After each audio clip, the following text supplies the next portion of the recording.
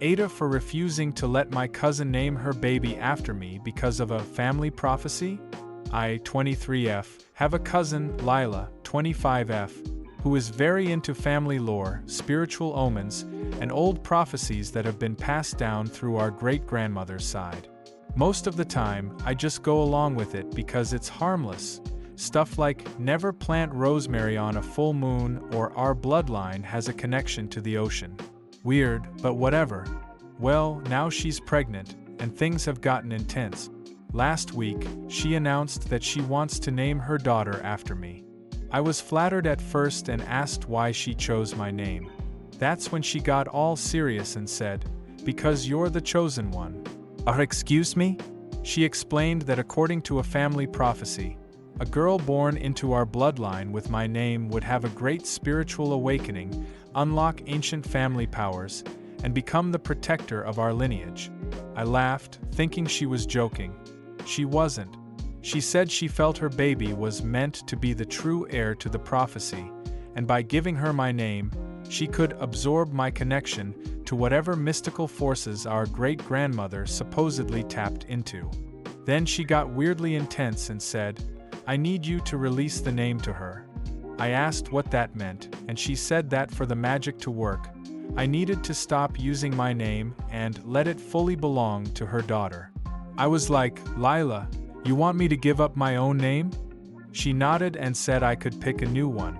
Something neutral and mundane, so I wouldn't compete for the energy. I thought this was absolutely insane and told her, "Hell no. My name is my name." She got really upset and said I was being selfish with my spiritual destiny, and that I should be honored that her child was meant to fulfill the prophecy. Now, some family members, who are also into the whole mysticism thing, are saying I should at least consider it because this is bigger than me, and the prophecy has never been wrong before. I honestly don't care if the kid gets magical powers or not. I'm not renaming myself just so her baby can have full access to the family spirits or whatever. AITA for refusing to give up my name? I work in a small office where we do a potluck-style lunch once a week. I love cooking, so I usually bring something homemade. For context, I'm Thai, and a lot of what I make has strong flavors. Think garlic, fermented fish sauce, chili, shrimp paste, that kind of thing. Most of my coworkers love it. Kate, though, has always been weird about it. She's made little comments before, like, "Wow, that's pungent," or "Your food is so intense." Once, when I brought in som tam, green papaya salad, she wrinkled her nose and said, "Ugh, why does it smell like that? Like it smells like lime and chili?" Sorry, it's not a turkey sandwich, Kate. The worst was when she asked me if I grew up eating bugs. I kind of laughed it off because I was so caught off guard, but she kept going, talking about how she saw a documentary about Thai people eating crickets and how it must be normal for me. I told her, as evenly as I could, that yes, some people eat insects, but it's not like I was raised munching on tarantulas for breakfast. She got all flustered and said she didn't mean it like that. Anyway, last month, I made khao soi for the potluck, a northern Thai curry noodle soup. Everyone seemed to love it, except Kate, who took one bite, made a face and said, "Oh, this is strong." Then she laughed like it was a joke, but she barely touched her bowl. Later, I overheard her telling someone it was too much spice and too many smells at once. So a few weeks later, when it was my turn to cook again, I made my usual dish plus a plain grilled chicken breast with some steamed veggies and a little cup of ranch dressing. No seasoning, no strong smells, etc. I left a note for Kate since I know she prefers something simple. She was pissed. Said I was singling her out and making her look bad.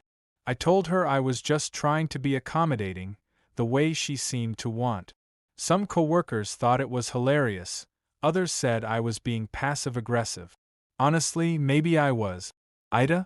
AITA for keeping no contact with my sister after her husband, my ex, died?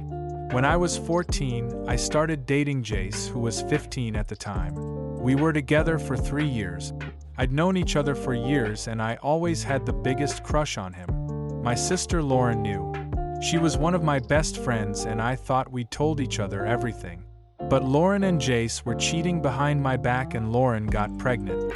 I didn't know at first and was the first person she told and I supported her. It was only after she told our parents, and they pushed her to say who the father was, that she confessed. I broke up with Jace, who didn't care. He was done with me and wanted Lauren anyway. While Lauren kept begging me to forgive her for hurting me and begging me to still be close to her, I refused. When Lauren moved in with Jace and his family, it was a relief. My parents attempted to force forgiveness on me. They took me to a church therapist, and they had a number of talks with me about Lauren being my sister for life and Jace being just a high school boyfriend. All it did was push me away from my parents, and when I turned 18, I moved in with my grandma.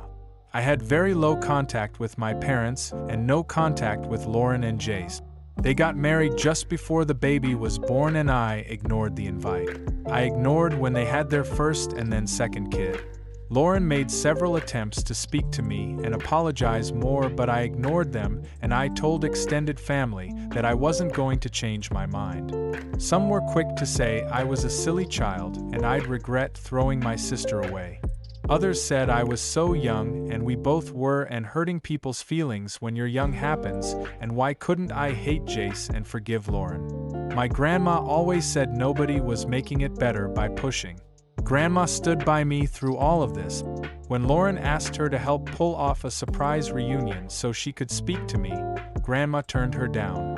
She told Lauren she wasn't coming to the house as long as I lived here. And she told her she would not help her trick me or anything crazy like that.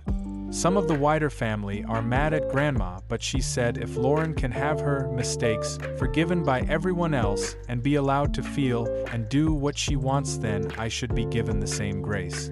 But it was argued always that the difference was I was ending a relationship for good while Lauren made a single mistake. Last month Jace died suddenly.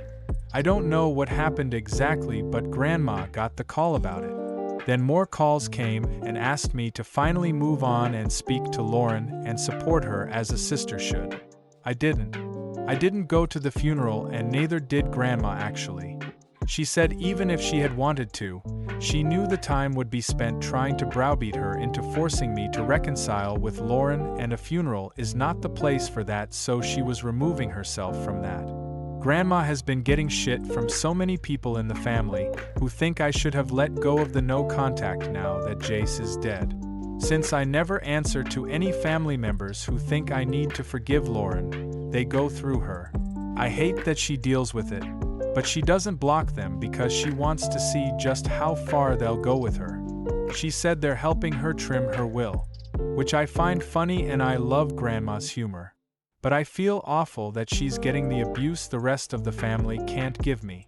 It made me want to ask if I'm TA for keeping the no contact going with Lauren, and if people outside my family think I'm a monster. I have the support of friends and also some family. It's just, I know we were really young when all this happened. I know once Jace cheated with Lauren, he would have done it with anyone. So I know it's not like we'd have lasted like I imagined. But Lauren doing it to me just makes it worse because I loved and trusted and was there for her. So she betrayed me and even leaned on me when their cheating led to a pregnancy. Ever since I found out, I wished she wasn't my sister. I could never see even a civil relationship for us in the future. But I'm aware that it might make people think I'm TA, and not her, especially now that Jace has died. So AITA?